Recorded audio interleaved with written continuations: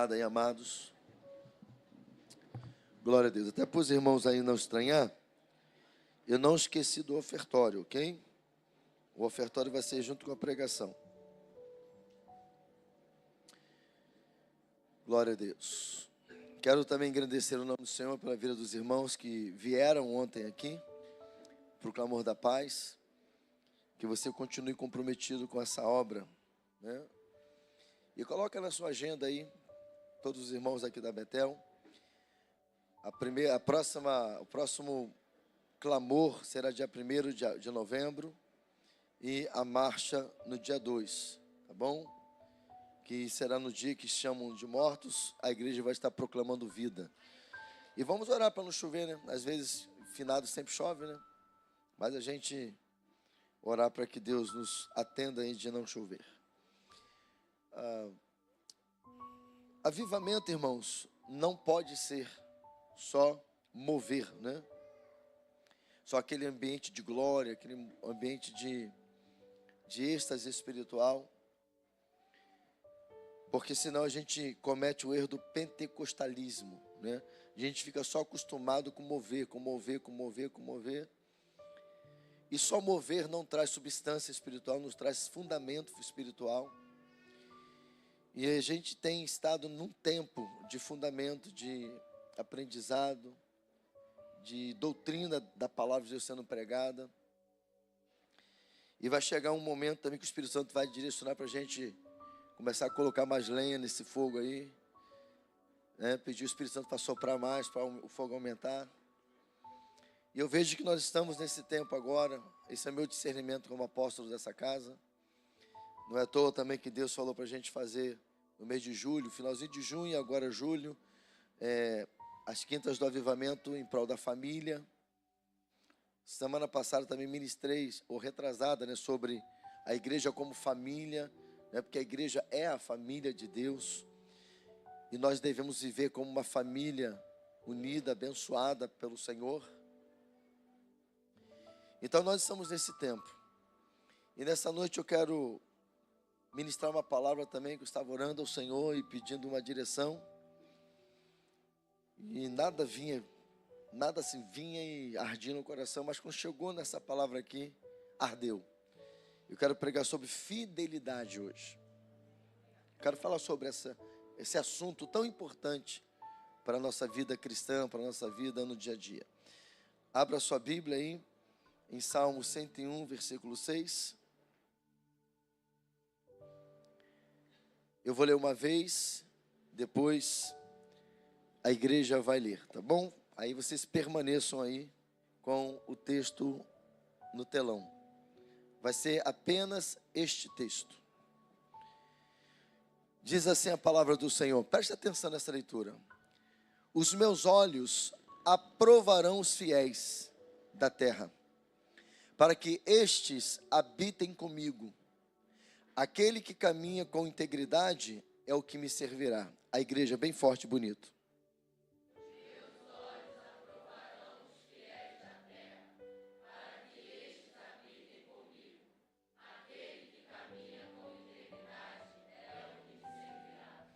Amém? Este assunto, irmãos, ele é muito relevante para nossos dias atuais, uma vez que a infidelidade, ela é uma das características que mais sobressai hoje, nesse fim de tempo, ou nos fins dos tempos que estamos. Então, falar hoje de fidelidade é muito relevante, porque, ao contrário disso, que é a infidelidade, é o que mais sobressai hoje, nos últimos tempos. No meio social, há infidelidade conjugal, política, infidelidade em relacionamentos interpessoais, no trato e etc. E infelizmente, Renato, infelizmente, Diego, infelizmente, no meio cristão, a infidelidade é tão notável quanto em qualquer outro meio social. Será que isso mexe com você? nós, como filhos de Deus, deveríamos ser, ou nós, como povo de Deus, deveríamos ser o povo mais fiel da terra. Mas não é ser fiel somente a Deus e essa fidelidade refletir dentro da igreja. Pelo contrário, ela tem que refletir mais ainda lá fora, porque nós precisamos ser cartas vivas do Evangelho.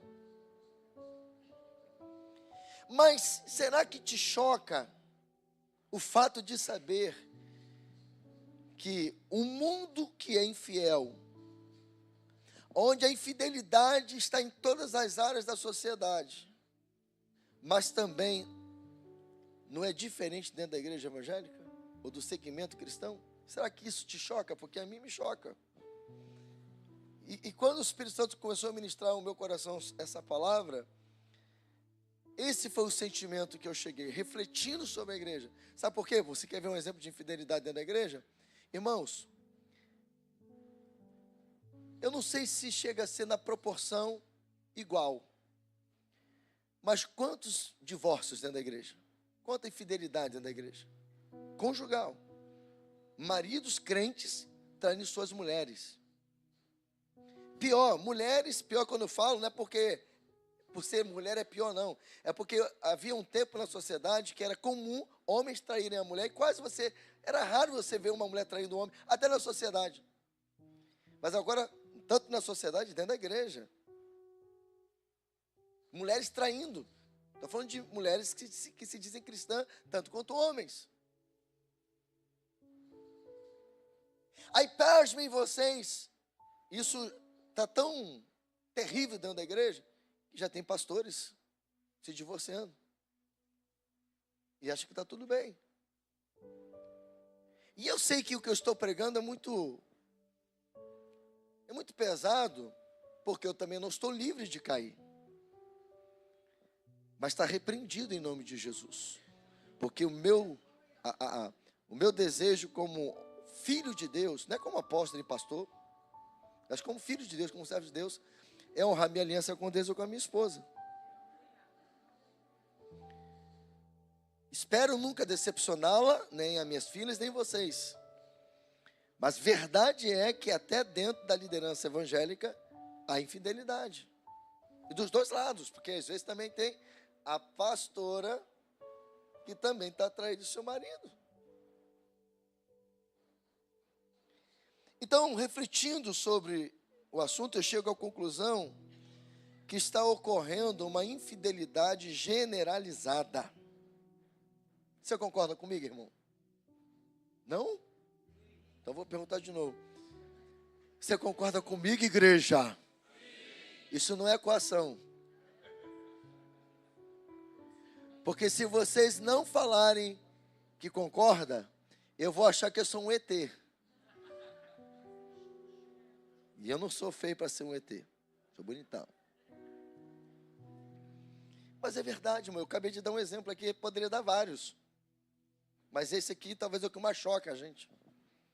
Porque os casais cristãos deveriam dar exemplo. Você quer ver uma coisa que seria linda na sociedade? Por exemplo, existe uma frase diabólica na sociedade que geralmente eu gosto de refutá-la quando eu ministro sobre os casamentos. Qual é a mais famosa? Quem vai saber dizer? Qual é a frase mais famosa da sociedade sobre casamento? Vai. Vai sair. Calma, um de cada vez. É uma também. Não dá certo, separa. Mas a mais clássica é: casamento é uma instituição falida. Agora, escute bem. Se dentro da igreja evangélica, quem fez uma aliança, honrasse a aliança até o último dia da vida de um ou de outro, alguém na sociedade diria assim: não, calma aí. Não é bem assim não. Porque eu não conheço um casal cristão que divorciou. Olha que coisa linda que seria. E você pode ter certeza que teria alguém para dizer isso. É interessante. Não sei o que eles arrumam, não sei como eles conseguem. Aí a fala seria assim: eu não sei como eles conseguem, mas eu não conheço um casal de cristão que casou e se separou. Mas não é o que a gente tem para dizer. Estamos frustrados em poder dizer isso. E a minha meta, e a sua como cristão e casal desse ministério é: honra a sua aliança. Ah, apóstolo, você não sabe quem é ele. Você não sabe quem é ela. O problema é seu que escolheu mal.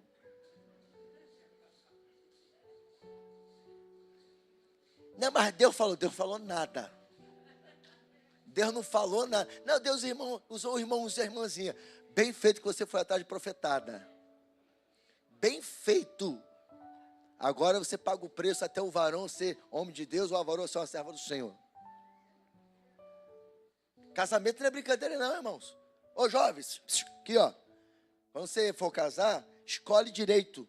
E outra, Deus não escolhe para você, é você que escolhe. Agora você pode orar a Ele pedindo: Senhor, me ajuda a escolher um homem segundo o teu coração. E Ele vai te dar inteligência, e se você for espiritual, Ele vai te dar discernimento, e você vai saber se o candango é de Deus ou não é. E se a candanga também é.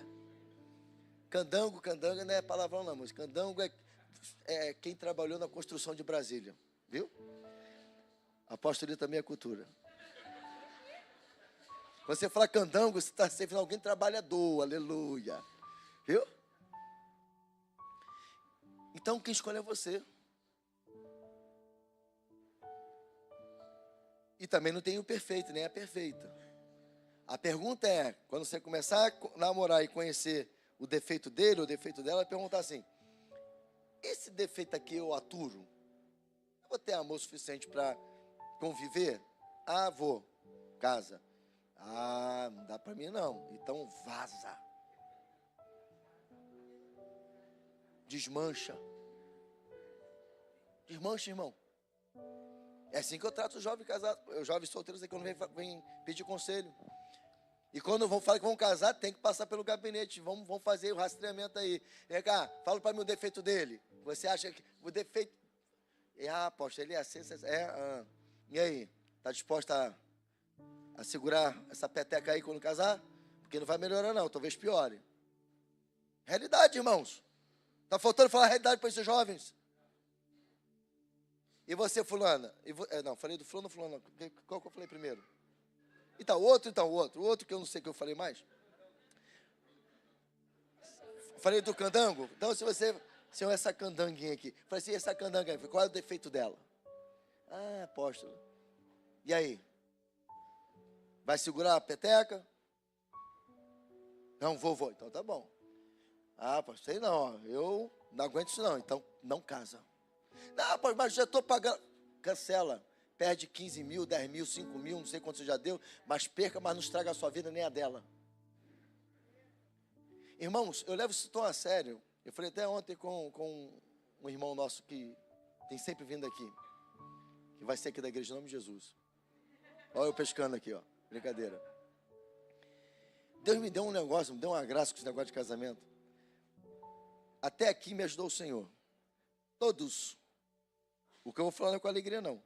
Todos os que eu disse assim, ó, não casa que vai dar ruim. Que casou deu ruim. Todos.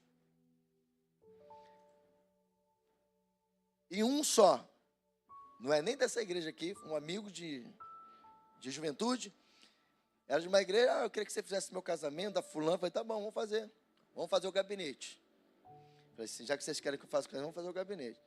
Irmão, quando eu vi no aconselhamento, desculpe a expressão, o pau já estava quebrando. Falei, olha, se vocês continuarem nessa postura, sai fora, não casa. Vai dar ruim. Primeiro eu fiz com um, depois fiz com o outro, e aí, com uma e com a outra, não, com um e com outra. Né? Deus tem que ter cuidado, né? Falar com um e com o outro, aí eu falei, aí, não dá não. Fiz primeiro com o rapaz, depois fiz com a moça. Mas tem que ter cuidado. Aí fizemos juntos. A terceira, veio o carnaval. Acabou o casamento. Não teve nem a terceira. Já tinham dado, na época, R$ 1.500 no salão. O abençoado é muito duvidoso para romper. Tem a minha idade, está solteirão, e a varoa já casou, já está com filho, já está abençoada, e ela se livrou de um problema.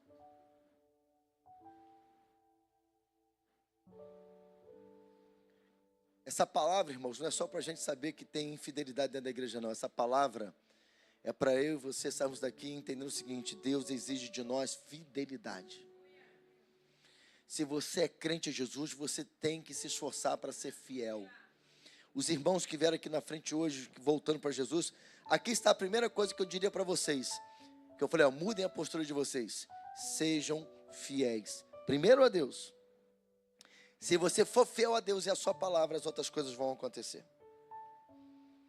Então, há uma infidelidade generalizada, mas nesta noite, aleluia, o Espírito Santo quer tratar conosco e nos levar a viver a fidelidade bíblica, para que sejamos aprovados, porque o texto disse isso. Quem é fiel, diz o texto, é aprovado pelo Senhor. Portanto, se você está sendo infiel em qualquer área da sua vida, você não está sendo aprovado por Deus. Acorda, igreja! Deixa o Espírito Santo tratar com você e comigo, para que sejamos aprovados por Ele, a fim de estarmos habilitados a morar com Ele na eternidade, como lemos em Salmo 101, versículo 6, que eu vou dizer para você de novo: meus olhos aprovam os fiéis da terra, e eles, quem? Os fiéis, habitarão comigo. Se você for infiel, você não vai entrar na eternidade. Diga para quem está do seu lado: se você for infiel, seja em qualquer área for, você não vai entrar na eternidade, não vai morar com Deus. Aí diz assim, somente quem tem vida íntegra, sabe o que está dizendo aqui? Olha aqui para mim, sabe o que é ser íntegro? É servir a Deus por completo. Íntegro vem de inteiro, não é pela metade, não é só um pouquinho, é tudo, corpo, alma e espírito. A palavra fidelidade, segundo o dicionário, significa constância nos compromissos assumidos com outrem, característica do que é fiel, do que demonstra zelo, respeito por alguém ou algo, lealdade. A fidelidade bíblica refere-se à qualidade de ser confiável. Será que você é confiável, irmão? É tão triste, irmãos. A fidelidade bíblica refere-se à qualidade de ser confiável, leal. Será que você é leal? Será que você é constante? Ou você vive uma vida espiritual como uma gangorra? Uma hora você está em cima, uma hora você está embaixo. Uma hora você está em cima, uma hora está embaixo. Ou você vive uma vida cristã como galinha da Angola. Crente galinha da Angola. Me chamou de galinha, apóstolo. Eu não, falei que você está igual como? Estou fraco. Fala aí, irmão, como você está? Estou fraco. Fala aí, irmão, estou fraco. Tem gente que só vive fraco, irmão. Em nome de Jesus. Também você só vem à igreja, você não é a igreja. Também você só vem à igreja, mas não ora. Você só quer ser orado. Talvez você não lê a Bíblia, você só quer ouvir a mensagem. E nem coloca ela em prática. Se para você tentasse colocar em prática, já ajudava alguma coisa, né? Então, será que você é constante em relação a Deus e aos outros? A fidelidade, igreja, é um atributo de Deus. Deuteronômio 7:9 diz assim, saberás, portanto, que Yahvé teu Deus é o único Deus fiel, que mantém a aliança e o amor por 1000 gerações, em favor daqueles que o amam reverentemente e obedecem aos seus mandamentos. Deus é um Deus de aliança. Deus não quebra aliança com os seus. Ele é fiel. Não existe outro Deus como Ele. Ele é o único fiel. Tudo que Ele promete, Ele cumpre. Só não se esquece, mas ele não cumpriu isso ou aquilo. Então, possivelmente, você não cumpriu a sua parte. Porque escute bem, toda promessa está condicionada. Se atentamente ouvires a voz do Senhor teu Deus, tendo o cuidado de guardar todas as coisas que vos tenho mandado, todas estas bênçãos te seguirão. Então, todas estas bênçãos te seguirão, promessas. Se, condição, você obedecer. E assim, poderíamos prosseguir. Então, em todas as relações com o seu povo, Deus é fiel. Nele o homem pode confiar. Né? Quem lembra aquela música, né? Jesus, Jesus, nele a gente pode confiar. Canto pra caramba, né? Essa aí mesmo que você pensou aí. Essa aí é da minha época de jovem, uns aninhos atrás aí, né? Essas músicas tem que ressuscitar, rapaz. De vez em quando dá uma olhada nessas músicas mais. Você vê que Você sabe qual foi o culto que o povo mais amou esse ano? Foi o culto do Dia da Família, que a gente cantou Compromisso, cantou Alto Preço. Rapaz. E essa música é boa. Inclusive para ganhar vida para Jesus, né?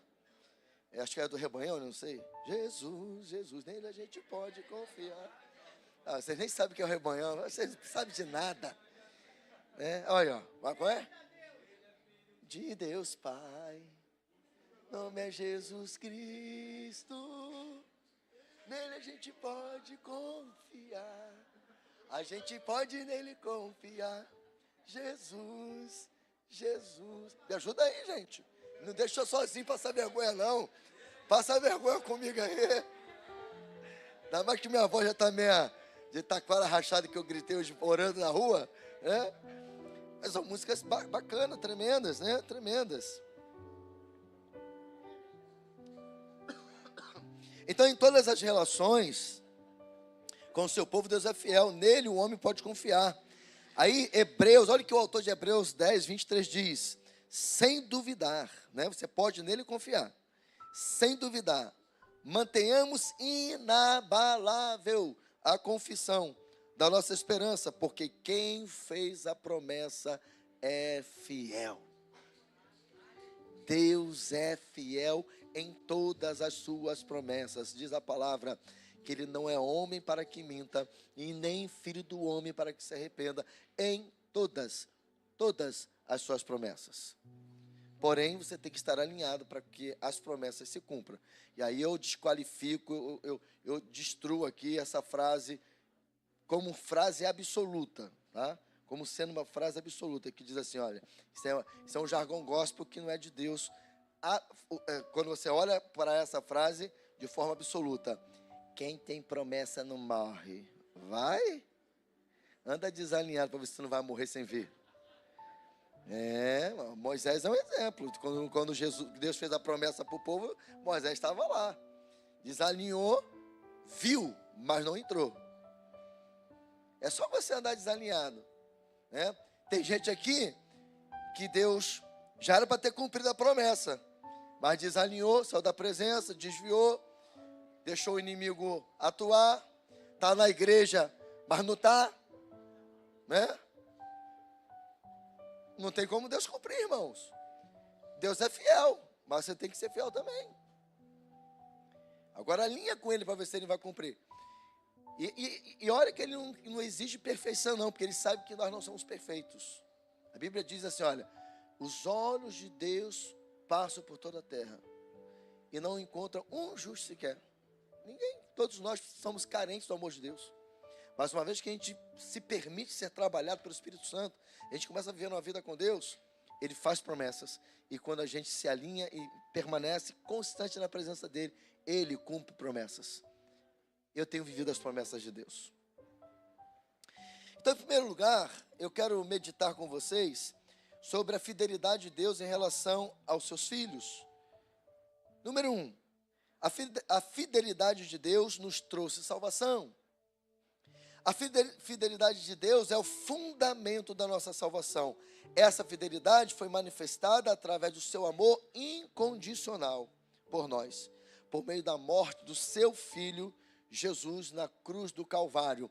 E aí, aquele texto áureo da igreja cristã, somente para a gente falar do amor de Deus, porque Deus amou o mundo que deu seu Filho unigênito. Não, você quer que eu use o reverber na voz? Eu vou usar. Vocês, né, fala mais forte, irmão. Fica cansado da marcha ainda, irmão? Então vamos lá, vamos ler, vamos recitar o Salmo João 3,16 com vigor, amém? Em nome de Jesus, vamos lá, 1, 2, 3.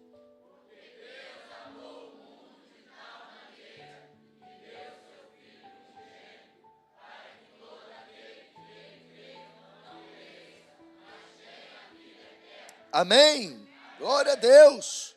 Então a fidelidade de Deus é o fundamento da nossa salvação. Ele não nos condicionou, aliás, ele nos amou incondicionalmente. Nós não merecíamos, mas Ele nos amou. A fidelidade de Deus se manifesta em sua graça e misericórdia, oferecendo salvação mesmo quando não a merecemos. Em resumo, a fidelidade de Deus é a base da nossa salvação e o motivo para o louvor e gratidão. E aí, amado, amada, você pode glorificar Deus porque Ele te encontrou, te salvou e te amou. Você pode aí tirar aí 10 segundos, vou te dar 10 segundos para você agradecer a Deus, glorificar a Deus pela salvação que Ele te deu. Ele é tão fiel que Ele foi fiel com a sua criação. E mesmo eu e você sendo pecadores, Ele nos amou de tal maneira que Ele deu o seu Filho unigênito para que todo aquele que nele crê não pereça, mas tenha a vida eterna. Segundo lugar, Deus é fiel às suas promessas. Deus é fiel porque Ele nunca volta atrás em suas promessas. Suas palavras são sempre verdadeiras. Mesmo que nós venhamos a falhar e a mudar, Ele continua o mesmo. Não a promessa, Ele. Paulo afirma que se somos infiéis, Ele permanece fiel, pois não pode negar-se a si mesmo. E aqui é até uma frase, que é um texto bíblico que as pessoas usam de forma errada, inclusive para dizer que quem tem promessa não morre. Não, irmãos, quem tem promessa não morre. A Bíblia diz que Deus é fiel, né? E Ele diz lá que ainda que sejamos infiéis, Ele permanece fiel. Bobinho você. Erro de interpretação. O texto está dizendo assim, olha, se somos infiéis, Ele permanece fiel. Ele não pode negar a si mesmo. Ele está dizendo o seguinte: nós somos mutáveis, nós mudamos, mas Deus não muda. Ele é fiel e pronto. Nele não há sombra nem variação. Não é isso que fala o texto? Não há variação. Deus é Deus e ponto. Ele não muda, Ele permanece. Nós que variamos, nós que mudamos. O texto está ensinando o seguinte: ainda que a gente mude, Deus não muda. Porque Ele não pode negar a si próprio. Então isso mostra que Ele é fiel e pronto.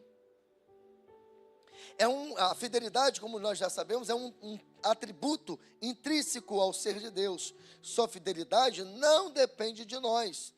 Deus sempre cumpre sua palavra.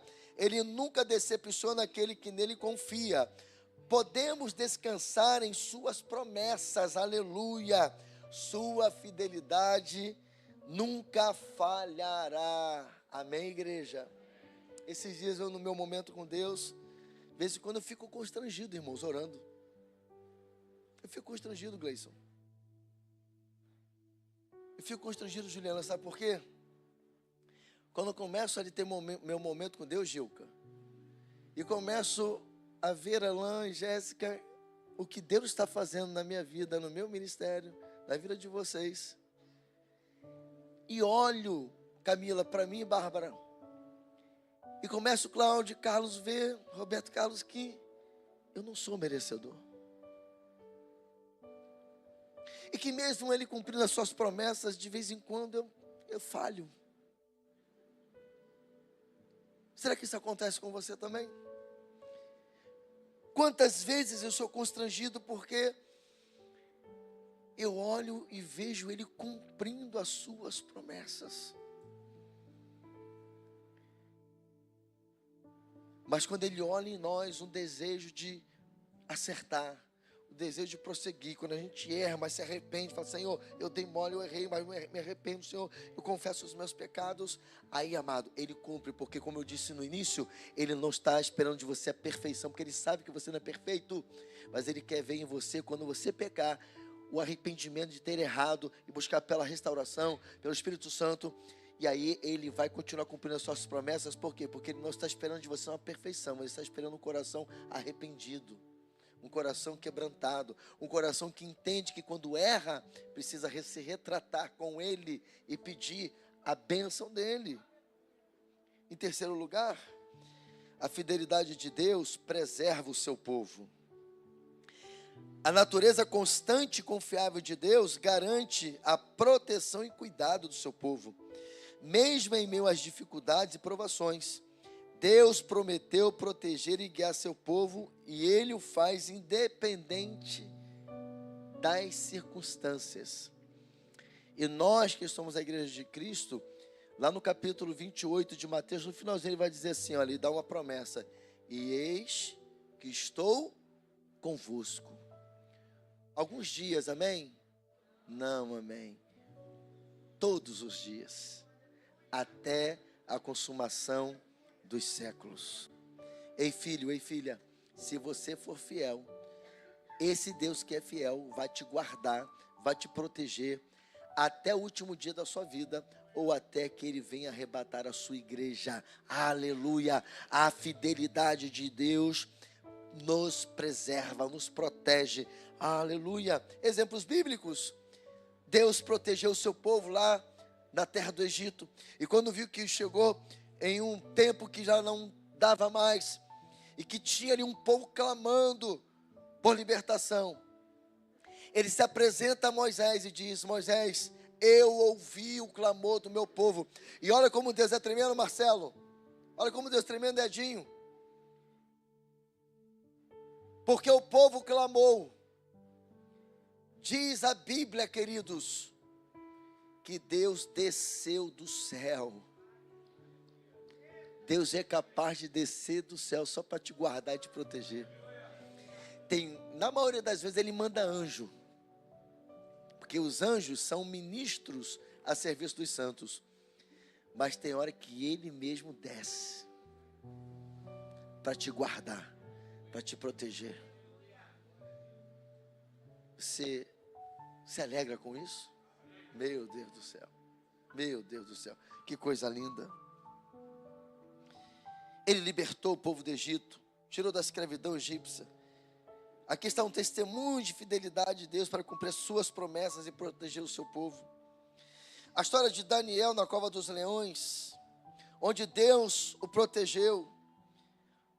Ele está lá dentro, leões ferozes, famintos.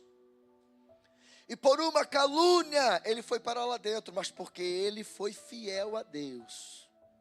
Deus o protegeu porque ele também é fiel.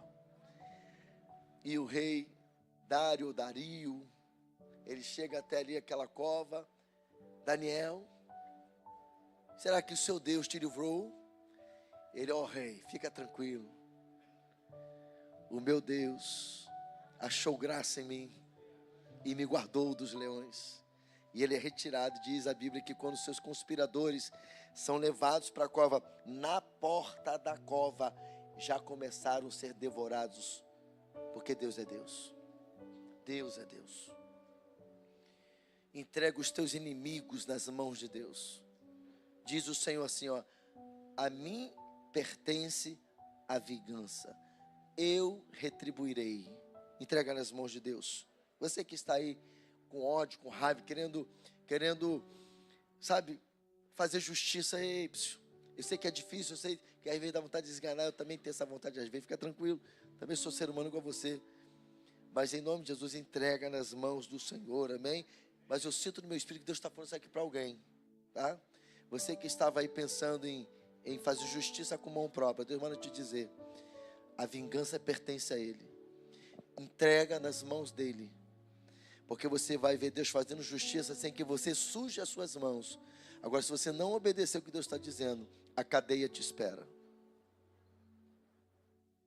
Deus cumpre as suas promessas e permanece ao lado daqueles que o seguem, mostrando o seu amor e cuidado de maneira consistente. Deus age com justiça e retidão, protegendo aqueles que o buscam e permanecem fiéis a Ele. A fidelidade de Deus é a base da segurança e esperança do seu povo. Ele é um refúgio seguro em tempos de tempestade e uma fonte constante de força e encorajamento. A fidelidade de Deus não é apenas uma promessa, mas uma realidade que pode ser experimentada por aqueles que confiam nele. Por isso o salmista disse: Deus é o nosso refúgio e fortaleza, socorro bem presente na hora da angústia. Por isso que o salmista disse: clamei, e o Senhor me ouviu e me livrou de todos os meus temores. É só clamar, é só clamar, é só clamar. Lembra do salmista também dizendo: elevo os meus olhos para os montes, de onde me virá o socorro? O meu socorro vem do Senhor, que fez os céus e a terra. E o salmista também diz: pois o Senhor ama, o capítulo 37, versículo 28, pois o Senhor ama a justiça e não desampara os seus. Serão preservados para sempre. Então, a fidelidade de Deus nos protege para a glória dele. Agora vamos ver, em segundo lugar, vamos meditar sobre a fidelidade dos filhos de Deus para com ele.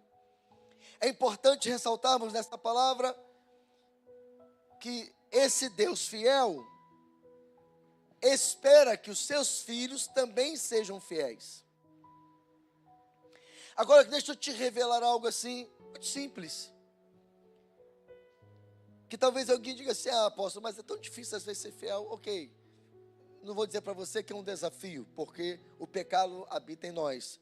Mas se você entregou a sua vida para Jesus, você tem o Espírito Santo. Você tem o Espírito Santo, irmão? Então reaja.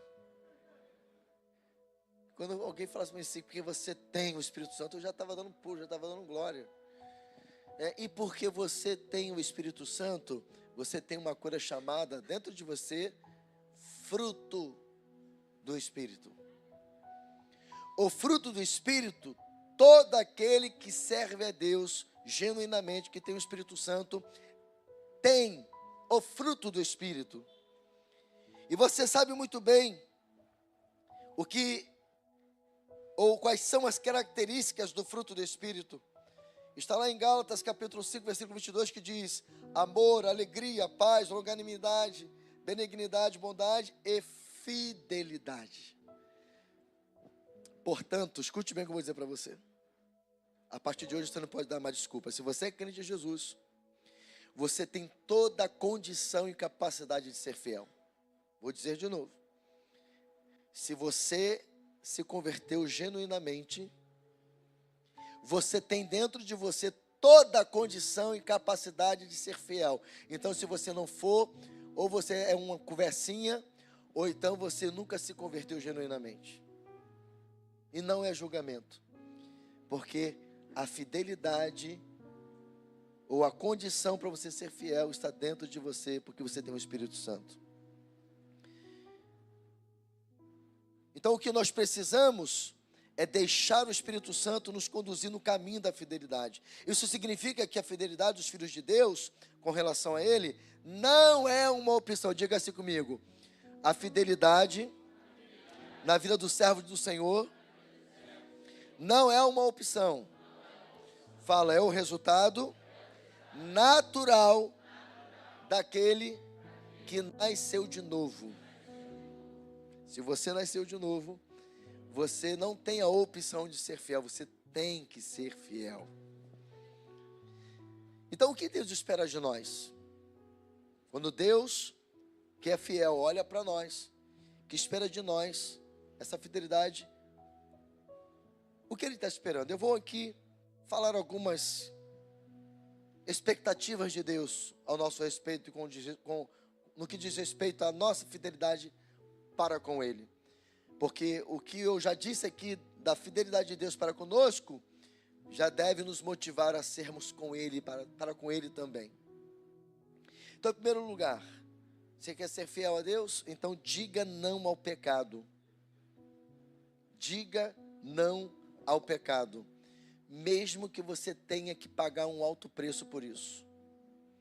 A Bíblia reconhece a natureza pecaminosa do ser humano e a luta constante contra as tentações. No entanto, também oferece esperança e recursos para superá-las, como a graça, o arrependimento e a busca pela santidade.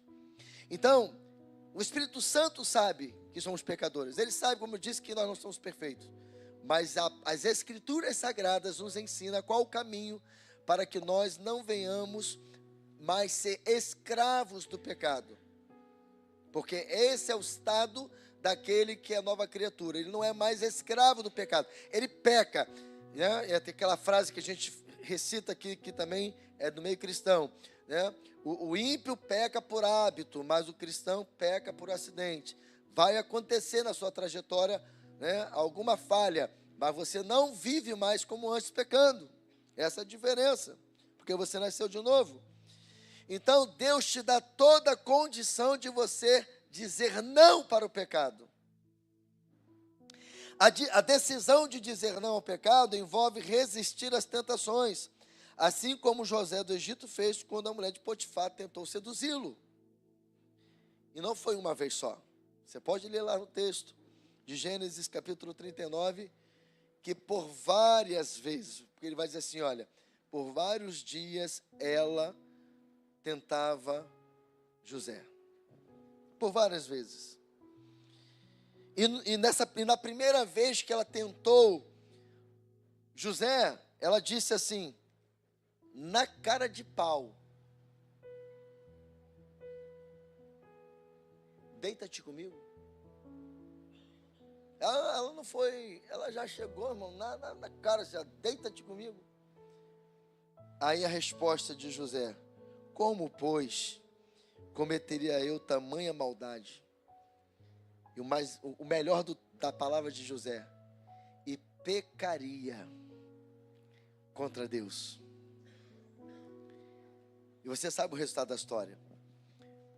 Ela caluniou ele, disse que ele que estava tentando ela, na hora que ele corre, porque ela tentou agarrá-lo, porque ela não só disse deita-te, mas quando ela disse não, ele disse não, ela ficou brava e quando ele vazou que ela ia partir para cima dele, ficou a túnica e ali ela usou como algo contra ele. Você sabe, ele foi preso, ficou anos dentro de uma prisão. E quando ele chegou na prisão, ele não foi infiel não, ele disse assim, Senhor, já que o Senhor não foi fiel comigo, então também eu não vou ser mais fiel para o Senhor. Não. Ele entendeu que Deus estava no controle. E dentro do cárcere, ele foi fiel. E Deus foi com ele aonde ele estava. Ele se tornou o líder dos dos prisioneiros. E, você quer falar comigo? Deu mole, cheguei e estava assim,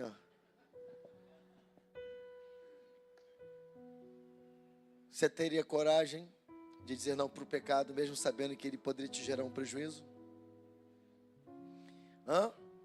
E se o prejuízo viesse, porque você disse não, você permaneceria fiel? Fica para pensar. Não há melhor momento de provarmos a nossa fidelidade para com Deus do que no momento onde o pecado se apresenta diante de nós. Esse é o melhor momento para você provar a sua fidelidade para Deus. Então, em nome de Jesus, quando o pecado vier diante de você, diga não. Diga não, mesmo que você tenha que pagar um alto preço. É preciso entender que lutar contra o pecado e dizer não para ele é parte da jornada de fé de todo cristão. Em todo tempo, irmãos, como diz a canção, né? Todo dia o pecado vem. Todo dia.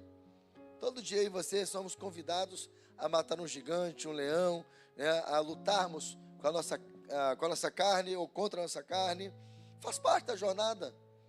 Até eu e você irmos para a eternidade, o diabo vai fazer de tudo para nos tirar da presença. Mas Deus quer encontrar em você um servo, uma serva fiel e dizer não para o pecado. Diga não para o pecado. Em segundo lugar, fidelidade em seus mandamentos. A fidelidade aos mandamentos é vista como uma expressão de amor e obediência a Deus, sendo fundamental para a vida cristã e para a salvação. A Bíblia nos ensina que a obediência aos mandamentos de Deus é um reflexo. Escute isso. A Bíblia nos ensina que a obediência aos mandamentos de Deus é um reflexo do nosso amor e da nossa fé cristã. A desobediência pode nos levar às consequências negativas. Guarde isso em seu coração. A fidelidade aos mandamentos de Deus é um aspecto essencial da vida cristã. É um caminho para a vida eterna e para a aproximação para com Deus. Se você quer ter uma vida, abençoada com Deus, de fidelidade, você vai precisar de ser apaixonado pelas Escrituras Sagradas, ser alguém que ama as Escrituras, que lê as Escrituras. E novamente eu vou falar com vocês que vieram aqui à frente. Se tem mais uma outra coisa que eu possa aconselhar vocês que vieram aqui à frente, para vocês não ter que voltar aqui para voltar para Jesus, muda a sua postura e começa a ler a palavra, a estudar a palavra, a meditar na palavra. E fazer isso, irmãos, é uma demonstração de amor e fidelidade ao Senhor. Para de ficar vivendo das experiências dos outros, irmãos. Viva a sua experiência. Você quer ver Deus se revelando para você?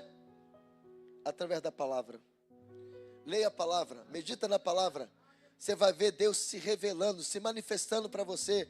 Você não vai precisar, irmãos. Jesus disse assim: olha, eu vou, mas eu vou enviar o Paráclito, eu vou enviar o Consolador, eu vou enviar aquele que tem a mesma essência que eu. Este que é o Espírito Santo vos ensinará sobre toda a verdade. Se você tiver uma vida de estudo, de leitura, de meditação da palavra, Deus vai se revelar para você, o Espírito Santo vai te encher, você vai ter revelações poderosas, você vai ter respostas poderosas, você vai viver coisas extraordinárias. João 14, 21 diz assim, olha, aquele que tem os meus mandamentos e os guarda, esse é o que me ama. E aquele que me ama será amado por meu Pai, e eu também. Não é só Deus e Jesus falando, meu Pai e eu, nós nos manifestaremos a vocês, ou revelar a vocês.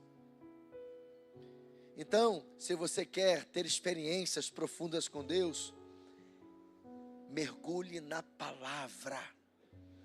É por isso que eu estou falando aqui, que avivamento não pode ser só o mover do Espírito. Que adianta você se mover no Espírito, mas ser infiel? Que validade, que legitimidade tem nesse avivamento? Então Deus quer que essa igreja, ela mantenha um fogo aceso de avivamento até que ele venha, mas tem que ter fundamento, tem que ser fiel. Deus não suporta mais do seu trono olhar para a igreja dele e ver uma igreja infiel. Eu sempre estou dizendo que um dos propósitos deste último avivamento da igreja é restaurar o caráter dela. A igreja perdeu caráter tem a ver com identidade. Essa é a definição. Caráter são características que definem um ser, um indivíduo. A igreja tem uma identidade, uma delas é de ser fiel. Sabe por que a igreja não está fazendo diferença para a sociedade, muitas vezes? Porque ela perdeu a identidade.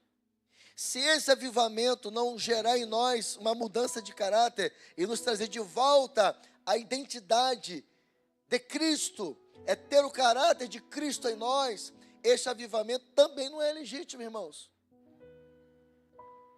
Então nós estamos sendo fundamentados para quando a glória vir e a gente sapatear, a gente rolar no poder de Deus, a gente pular, a gente vai fazer algo tão no espírito que Deus vai falar assim: eu tenho orgulho dele, eu tenho orgulho dela.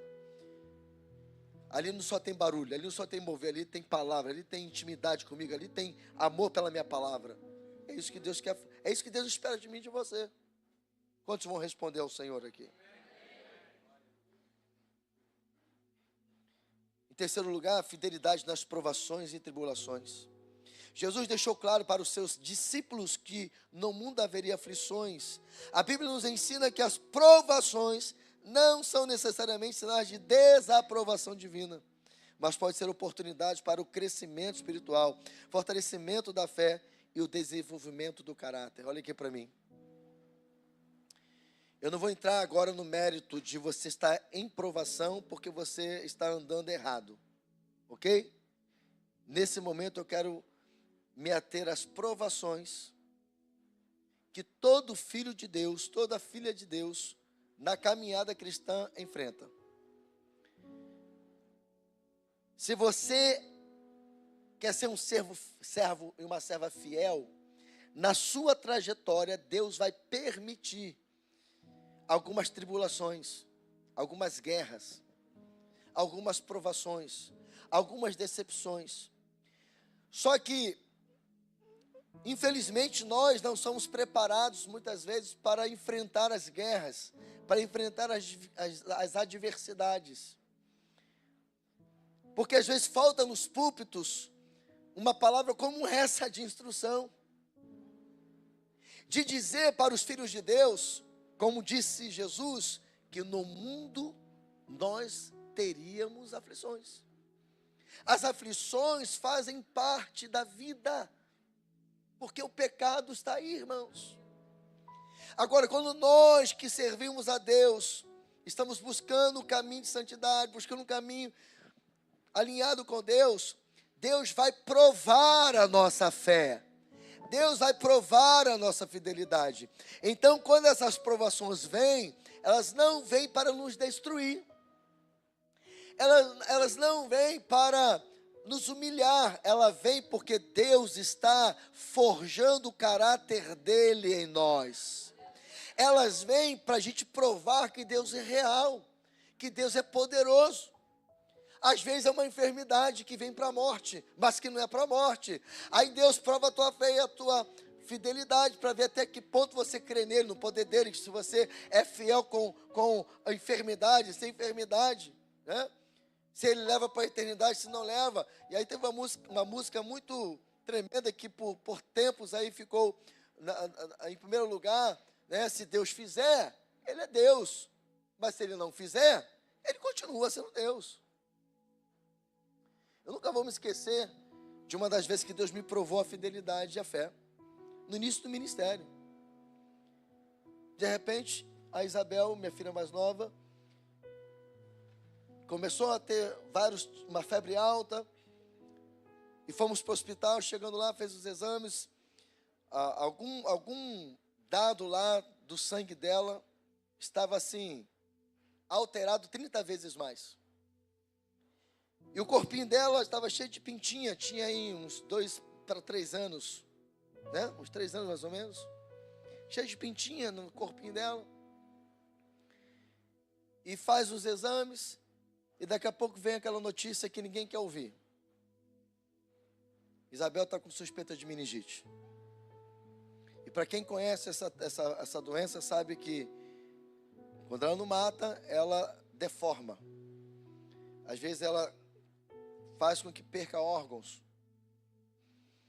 E aí, na hora, você pensa o quê? Meu Deus, se minha filha não morrer, se for realmente essa doença, alguma coisa vai acontecer com ela.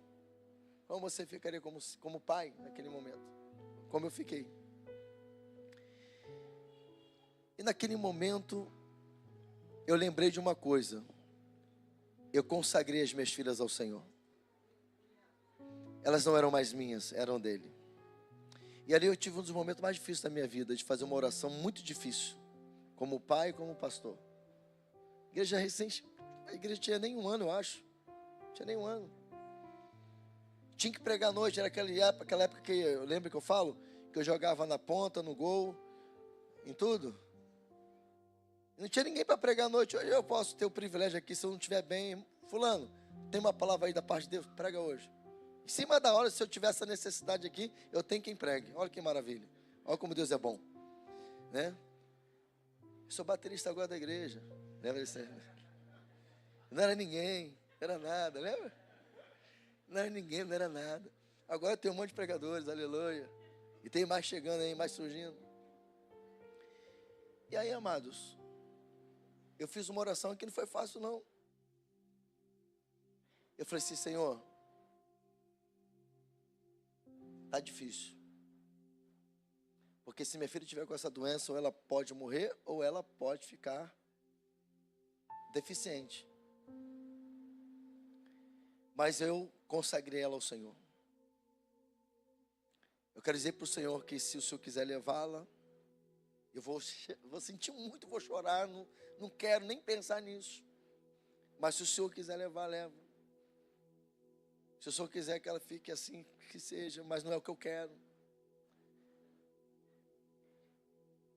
Mas mesmo assim, naquele momento, depois de eu abrir meu coração para Deus, eu falei, Senhor, mas eu vou fazer o que eu sei fazer, que é orar. E eu comecei a orar, irmãos. Eu e minha esposa começamos a orar. Porque quando veio a suspeita, foi chamada uma equipe de fora para vir fazer o recolhimento da água na espinha. Nesse momento que eu tive essa oração, e eu comecei a orar repreendendo aquela enfermidade, repreendendo aquele mal. E aí quando chegou a equipe médica para tirar a água da espinha, eu coloquei ela entre as minhas pernas, travei, porque né, é um tipo de exame que pode até alejar, tipo, igual faz a hacker, né? Tirar ali da medula, acho que é medula, né? Que tira. Qualquer movimento ali pode gerar um problema. E aí, de repente, o líquido começou a sair branquinho, branquinho. E aí um dos rapazes que estava tirando olhou para o outro, tipo assim, não entendi nada, porque pediram para a gente vir aqui. E ali eu já comecei a ver o agir de Deus. E aí o Espírito Santo falou assim comigo, eu estou provando a sua fé e fidelidade. E mesmo sem saber da resposta, porque só pela manhã viria, sabe o que eu fui fazer? Eu já fiz tudo que eu tinha para fazer, eu fiz. Eu orei, falei para o Senhor que se cumprisse a vontade dEle. Eu orei repreendendo a enfermidade. Eu fui preparar o sermão para pregar domingo à noite. Aquele dia eu nunca esqueço, eu preguei sobre a ressurreição de Cristo. Foi a Semana Santa. Foi o final de Semana Santa. Para você ter uma ideia, o Hospital Mariglione ficou todo mundo em estado de alerta por causa de uma criança que estava com suspeita de meningite. E eu vou dizer para você, irmãos, pelo exame, o que aconteceu depois, tudo indica que era meningite. Mas Deus operou naquela noite. Porque ali não era Deus querendo levá-la, mas querendo provar a minha fé. 6 horas da manhã, a gente acorda assustado. A enfermeira, parecia até que era parente, parecia até que era tia da Isabel.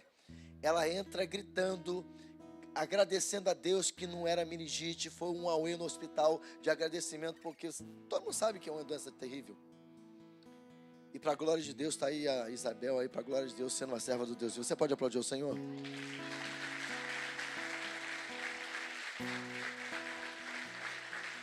Então, às vezes, vai vir coisas para provar a nossa fé e fidelidade. E aí, vai se manter firme ou você vai entregar os pontos? E aí, quando você não entrega os pontos, Deus age. E a prova do que eu estou dizendo, que para nós era uma meningite, porque quando a médica do outro plantão, que ela teve que ficar mesmo assim em observação até segunda-feira, internada, quando a médica do outro plantão, Gessinete, fez os novos exames, aí, Mateus, sabe o que aconteceu? A médica falou assim, não, calma aí, erraram no exame dessa criança. Porque não tem como esse exame dar esse resultado, se ontem à noite tinha esse resultado. Não tem como. Não há possibilidade disso. Aí a médica mandou fazer um novo exame. Aí fez um novo exame. Bateu exatamente como estava o que ela fez. Curada, sem nada. E ela ficou sem entender. E a pastora estava lá e disse: Jesus curou minha filha. Então, amado, amada, muitas vezes Deus vai provar a nossa fidelidade. E quem sabe Deus não está provando a sua fidelidade com essa guerra, com essa luta que você está vivendo. Quem sabe Deus não está provando a sua fé para saber até que ponto você o adora. Será que você é capaz de continuar fiel e adorar Ele mesmo recebendo a notícia que eu recebi? Irmãos, não foi fácil para mim. Eu não estou dizendo que foi fácil, não foi fácil. E eu não sabia qual era o desfecho até chegar de manhã. E poderia ter sido outra história, ter te contado aqui que minha filha nem estivesse mais aqui. Mas eu já tinha falado para o meu Deus que ainda que Ele levasse ela, eu permaneceria fiel a Ele. Eu permaneceria crendo no poder dEle. Quarto lugar, fidelidade na realização da obra de Deus. A fidelidade na realização da obra de Deus envolve tanto a fé quanto as ações, refletindo o amor e a obediência a Ele. A fidelidade a Deus nos leva a servi-lo. A fidelidade nossa com Deus nos leva a servi-lo em sua obra. Aí você vai reconhecer o que eu vou dizer agora. Com amor, alegria, compromisso, excelência no servir, com dedicação no servir. Será que isso te é familiar? Você é voluntário nesta casa, não é porque você é obrigado a fazer um serviço dentro do reino de Deus, da casa de Deus. Você não é voluntário porque o pastor você tem que fazer pronto, não. Você faz o serviço na casa de Deus porque você é fiel a Ele, quer servir na obra dEle e, portanto, você faz esse serviço com amor, com alegria, com compromisso e com excelência e com dedicação. Aliás, aproveitando aqui, se não for por esses pilares aqui, não seja um voluntário nesta casa.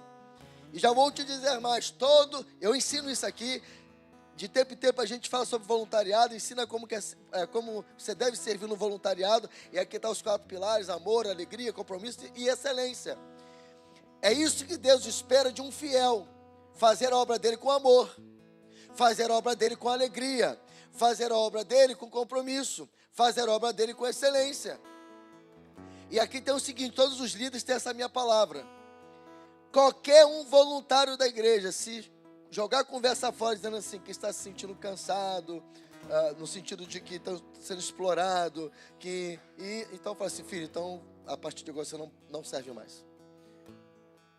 Se você está cansado, a gente não quer que você se canse. Se você está se sentindo exacerbado, não se sinta mais assim. Se você está se sentindo explorado, não faça mais isso aqui nessa casa. Por quê? Porque tem que ter amor, tem que ter alegria. Por isso é voluntário. Tem que ter compromisso. Esses dias, um dos líderes estava falando que fez uma escala e é um dos ministérios que mais tem gente. Você nem sabe qual é, né? Sabe? Aí falou assim, o líder falando: eu servi 13 vezes e teve gente que só serviu 2. E ele serviu 13 porque alguns não puderam servir. No ministério que tem mais, tem gente. Um tem que pagar o preço porque outros não estão fazendo. Que compromisso é esse?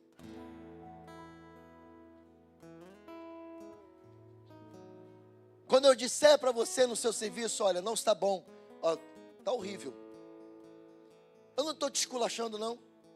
Eu estou dizendo para você assim: olha, você pode fazer melhor, você pode fazer com mais excelência. Porque, irmão, você não está fazendo para mim, não, é para Ele. Se não for para fazer com excelência, então não faça. E o excelente é o teu melhor. O teu excelente é o teu melhor. Mas em nome de Jesus, se você é um fiel, isso tem que refletir no serviço, na obra de Deus. Senão tem alguma coisa errada, irmãos. A jornada cristã pode apresentar desafios e dificuldades, Mas a fidelidade exige perseverança e constância na realização da obra de Deus. Portanto, ao pôr a mão no arado, não olhe para trás. Porque tem isso também. Às vezes a pessoa começa a fazer a obra de Deus, começa a servir. O que acontece? Vem lutas, vem dificuldades, que eu acabei de dizer agora. Faz parte. Aí ele fica de biquinho com Deus. Também não vou servir mais não. Vou largar meus cargos. Vou sair do ministério. Irmãos, eu nunca saí do ministério, eu nunca saí da obra de Deus, porque até quando eu errei.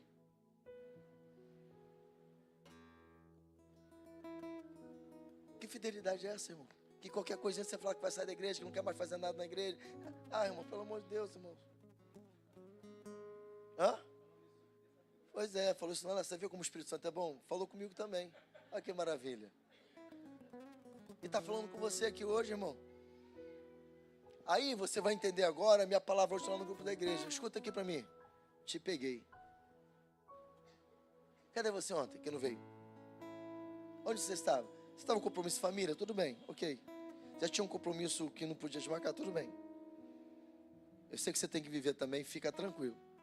Agora, será que numa igreja de 350 para 400 membros, num clamor que é pelo bairro que está sofrendo aqui com violência, que envolve a tua casa, o teu dia a dia, a sua ida e vinda, cadê você ontem para clamar aqui? Onde uma igreja com 350 membros, no mínimo, que era anfitriã para receber outras igrejas, só tinha 99 membros. Cadê você? Cadê a tua fidelidade no compromisso? Você não ia vir aqui fazer um favor para mim. Você ia vir aqui se unir com outras vozes, com outras igrejas, para orar. Tivemos 200 pessoas aqui, 201 pessoas, um pouquinho, por um a mais do que a nossa membresia. Eu já falei, irmãos, eu vou falar uma coisa para você de novo, você que está chegando aqui. Todos os eventos dessa igreja, eu não quero que essa igreja fique lotada de ninguém de fora, eu quero das membresias dessa igreja. Eu não estou falando de 1000, eu estou falando de 350. Se tem 350, eu quero os 350. Eu não posso pensar diferente.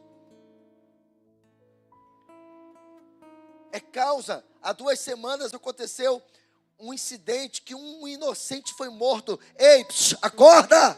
Poderia ter sido seu pai, o seu irmão. Teria que acontecer com você para você estar aqui ontem. De manhã tivemos um grupo maior, glória a Deus por isso. Tinha 130, mas eu acredito que depois chegou mais gente na marcha, vamos botar 150.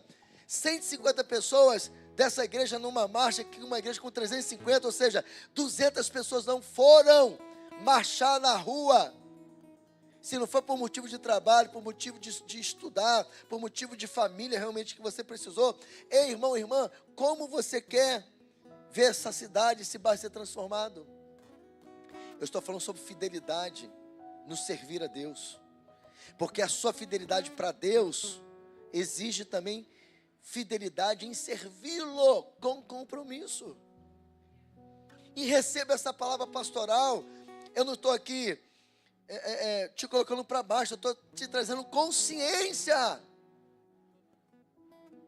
A Bíblia diz que a oração de um justo, imagine de 200, de 300 justos, como econômico espiritual. Irmãos, estuda a história de Seul, da Coreia do Sul. Favela, era uma favela. Pobreza, miséria, era Seul. Mas porque um povo começou a orar, começou a profetizar naquele lugar. Seul hoje é um lugar lindo. Porque o Evangelho de Jesus, quando chega com autoridade e poder, transforma ambientes. Você está pensando que eu estou jogando ao vento aqui, quando eu digo assim, eu profetizo que ao invés de a gente ficar ouvindo tiros do morro, a gente vai ouvir a igreja cantando louvor. Você está pensando que eu estou jogando ao vento? Não, eu creio. Se você não crê, eu não posso fazer nada, mas eu creio. A pastora crê, que ela falou também de manhã, e eu sei que você também crê. Eu sei que eu não estou sozinho. E toda vez que a gente olhar para esse morro, quando começar tiros, fala, Senhor, eu repreendo esses tiros em nome de Jesus e profetizo que vai ser um tiro de rajada de glória, de aleluia e de louvor, de adoração.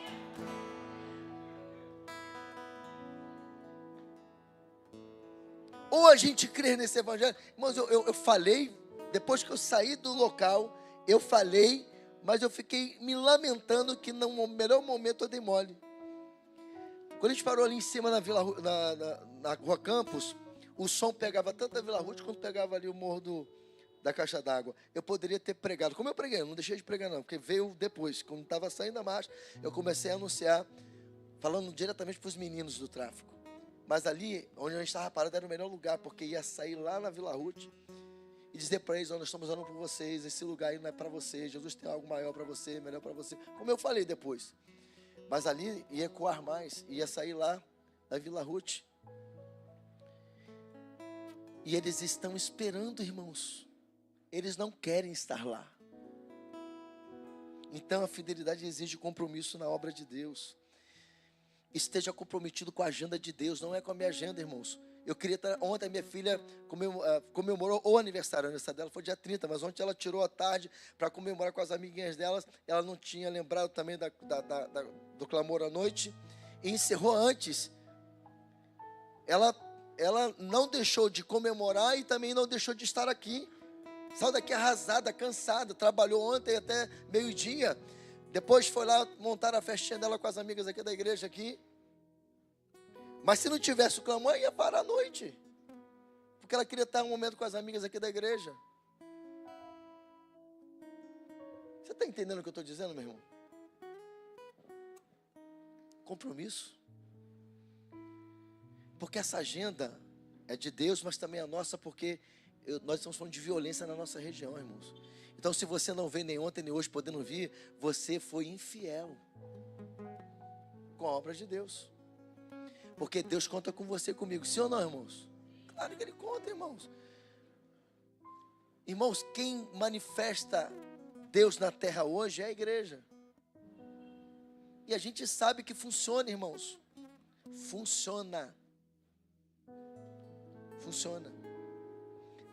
Na semana agora, não sei se você fez, se você não fez, você também foi um infiel. Mas se você fez o dever de casa, de jejuar, e na sua casa, naquelas 3 horas, orar, expulsando, mas se um pelo menos fez, eu sei que fez, sabe o que aconteceu? Vocês sabem que quando acontece o que aconteceu há 2 semanas atrás, há uma retaliação. E inclusive havia comentários que haveria uma retaliação. Para a glória de Deus, até agora não houve e nem vai ter em nome de Jesus. Porque ter uma retaliação em vidas sendo mortas, e dentro dessas pessoas mortas que buscou a morte, que também Deus não quer que elas morram, tem os inocentes. Fechando essa palavra agora. Fidelidade na entrega dos dízimos e das ofertas. A contribuição financeira é uma forma de demonstrar fidelidade a Deus e exercer mordomia, administração sobre os bens que Ele nos confiou. É também uma forma de expressar nosso amor e gratidão a Ele pelas bênçãos recebidas. Eu vou repetir. A contribuição financeira é uma forma de demonstrar fidelidade a Deus e exercer mordomia, administração sobre os bens que Ele nos deu, Ele nos confiou. É também uma forma de expressar nosso amor e gratidão a Deus pelas bênçãos recebidas. Quando somos fiéis na entrega dos dízimos e ofertas, refletimos o nosso compromisso com Deus e a sua obra, e a gratidão por suas bênçãos. Isso nos leva ao crescimento espiritual, porque ser dizimista ou ofertante é uma questão de espiritualidade. Só um crente carnal, resiste à fidelidade da entrega dos dízimos e das ofertas. É um carnal. Ele tá olhando as coisas com a mente carnal. Está deixando o diabo começar a colocar um monte de coisa na cabeça dele. Olha para a igreja que você faz parte. Olha para a administração. Essa igreja vai fazer 18 anos. Ela começou sem cadeira, sem som. Olha o patrimônio que essa igreja tem hoje, que não é meu, é do Senhor. Eu vou morrer, vou passar no tempo de Deus, daqui a 50 anos no mínimo. Vai passar. Seja a minha geração, ou quem Deus quiser, vai assumir esse ministério. Eu não construí nada para mim não, irmãos, nem estou construindo nada para mim não. E outra, antes de eu morrer, Deus pode falar assim: olha, não quero, não é o meu desejo. Acabou o seu tempo aí, eu vou te levar para outro lugar, e agora? já era, vai ficar sem o apóstolo William. Glória a Deus, aleluia, né? Mal me quer, bem me quer. Olha lá, irmãos. Não chora lágrima de crocodilo no meu caixão, não, hein? Pode acontecer. E se ele chamar, irmãos? E se ele me falar que eu tenho que ir para outro lugar? Eu tenho que ir. Mas um legado vai ficar aqui. Isso aqui, tudo que está acontecendo e o que nós vamos conquistar é para Deus. Mas o maior beneficiário somos nós. Quem está sentado aqui sou eu e você. Esse ar está sendo para mim e para você. Este som está sendo para mim e para você. E ainda está abençoando as pessoas nas redes sociais ainda. Você entende o que eu estou dizendo? Ser fiel na entrega dos dízimos e ofertas é uma oportunidade de demonstrar o amor a Deus e a sua obra, a qual Ele nos deu o privilégio de sermos participantes do sustento. É privilégio, irmãos. Ele não precisaria disso, Ele é Deus, mas Ele nos deu o privilégio de sermos participantes do sustento, a fim de termos uma estrutura física e de pessoas, para realizarmos missões e projetos sociais, com o propósito de continuarmos estabelecendo o reino de Deus, salvando e libertando vidas do pecado e de forças espirituais da maldade, através da poderosa pregação do Evangelho de Jesus Cristo. Também temos aprendido nesta casa que a contribuição financeira deve ser feita com alegria e não por obrigação, reconhecendo que Deus ama ao que dá com alegria. Então a nossa fidelidade a Deus vai exigir também a nossa fidelidade na entrega dos dízimos e das ofertas. Deixa eu dizer uma coisa para você, é bem verdade que Deus não depende de nós, mas Deus conta conosco. E quando Ele conta com a nossa fidelidade nessa área e a gente deixa de exercer, a obra de Deus padece, como diz a pastora Graça, sangra. Essa obra de segunda fase está já em andamento, porque eu tenho aprendido a romper em fé e levar vocês a romper em fé. Se eu fosse olhar, irmãos, a realidade financeira, uma vez que nós, na primeira fase, ao encerrar, tivemos que ficar usando limite de banco, e ao ponto de o limite já não ser suficiente para pagar todas as contas, e eu ter que fazer um clamor lá da Europa para vocês. Se eu olhasse a realidade financeira, nós tínhamos parado essa obra. Mas eu incansavelmente, rompendo em fé, falando para você, te ensinando, pregando, uma palavra como essa agora, te ensinando a ser fiel, para essa obra não padecer, para essa obra não parar. Deus colocou no meu coração levantar um grupo de 30 pessoas aqui, com um valor, depois um outro grupo com outro valor, e essas pessoas estão rompendo comigo para poder essa obra não parar. E pastor, tu nem me chamou aí, estou te chamando agora, é só me procurar.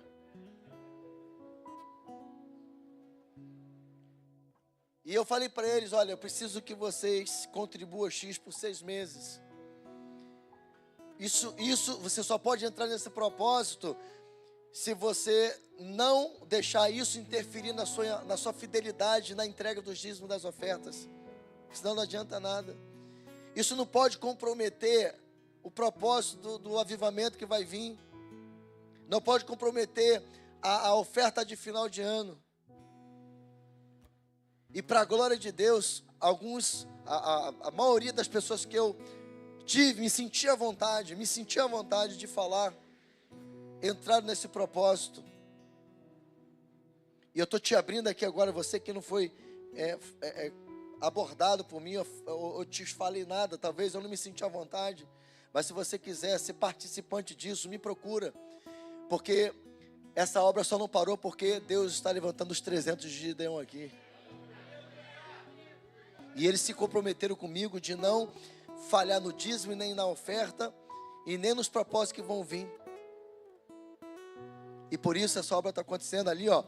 Quem for no estacionamento, o telhado todinho, onde vai ter a sala de jantar e o novo gabinete, já está pronto, o telhado. E outra ideia que Deus me deu aqui, aonde vai ser a sala de jantar, vai ser a sala de nós recebermos as pessoas que se decidirem no culto. Que nós vamos preparar um negócio bacana, vai ter uma recepção para todo mundo que aceitar Jesus nessa igreja e voltar para Jesus, vai ter uma recepção lá, top, material de ensino para entregar.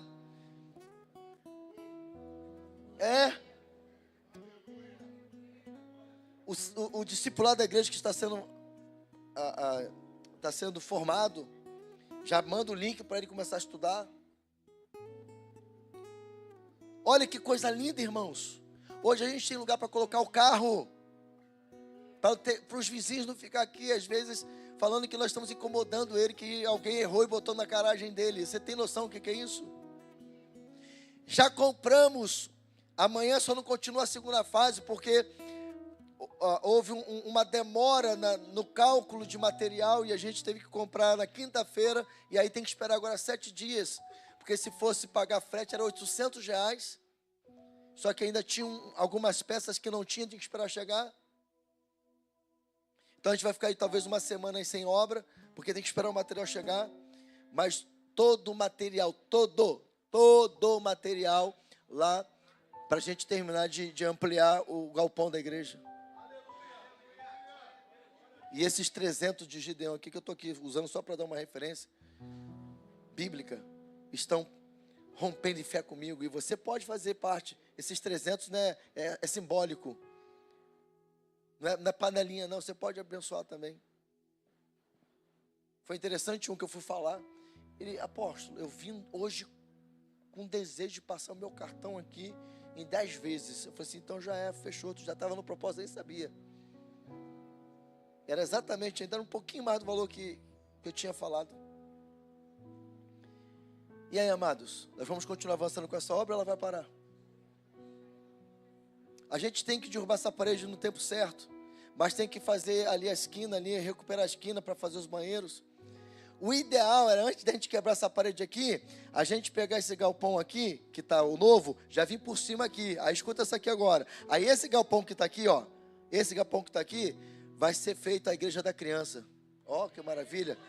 A igreja da criança, né, que a gente agora vai chamar só de Bethel Kids. A gente está dando uma nova formatação para o Ministério Infantil da igreja. Nós vamos ter a igreja ali, uma igreja top. Imagina o teu filho pregando, irmãos. Teu filho tocando bateria, tocando instrumento. É o que vai acontecer no futuro breve aqui nessa igreja. Você vai ver os teus filhos te ensinando dentro da tua casa, você orar, porque a gente vai fazer um trabalho excepcional. Você não tem ideia do que está vindo por aí. Só que é o seguinte: não adianta só força de vontade das professoras, né, ou das geradoras de avivalistas. Tem que ter estrutura para elas. Nós vamos fazer trabalho aqui, nós vamos ter uma estrutura para as crianças especiais, que agora eu tenho que falar deficiente, né? Isso mesmo, cadê? Essa esquerda é só o sangue, né? Antigamente não podia falar deficiente, agora tem que falar deficiente. Vai ver se eu estou lá na esquina. Enfim, o que importa é que a criança tem uma debilidade, irmãos. Para mim, falar especial ou deficiente é a gente entender que tem uma criança que precisa de atenção. Acabou, ponto. E nós vamos ter uma estrutura ali atrás, aqui na igreja da criança, aqui no Bethel Kids, onde uma criança com deficiência, com autismo ou com qualquer outra deficiência, a gente possa atendê-la. A gente ir para o campo dela, não ela vir para o nosso campo.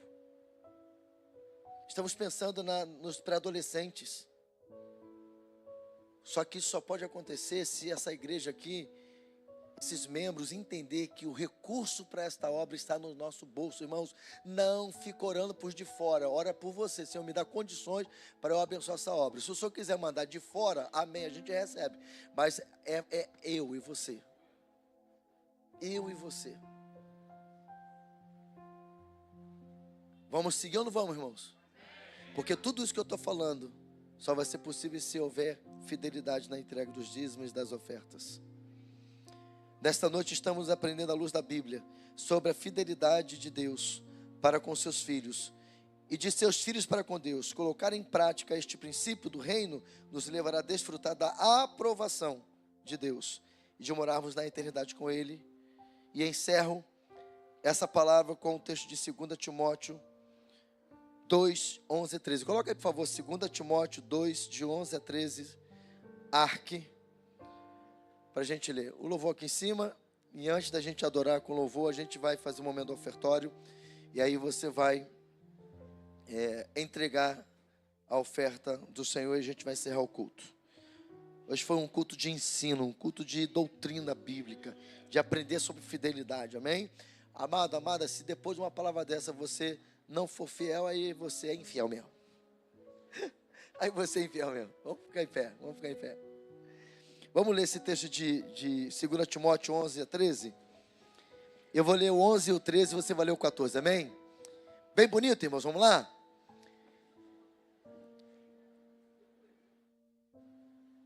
Palavra fiel é esta, que se morrermos com Ele, também com Ele viveremos, a igreja. Se sofrermos, também com Ele reinaremos. Se o negarmos, também Ele nos negará. Se formos infiéis, Ele permanece fiel. Não pode negar-se a si mesmo. Então, busque ser alguém fiel, constante com Ele, para a glória de Deus, amém? Pega o envelope que está aí na sua frente aí e oferte ao Senhor. E aqueles que não estão nesse propósito aí, fazendo parte desse grupo, se você quiser... A paz, Igreja do Avivamento, você acabou de assistir uma poderosa palavra que veio do coração de Deus para a sua vida. E se você foi edificado, eu te peço, deixe o seu like, comente e compartilhe. E se você não é inscrito no nosso canal, inscreva-se e ajude-nos a espalhar o fogo do avivamento para o Brasil e as nações. Deus te abençoe.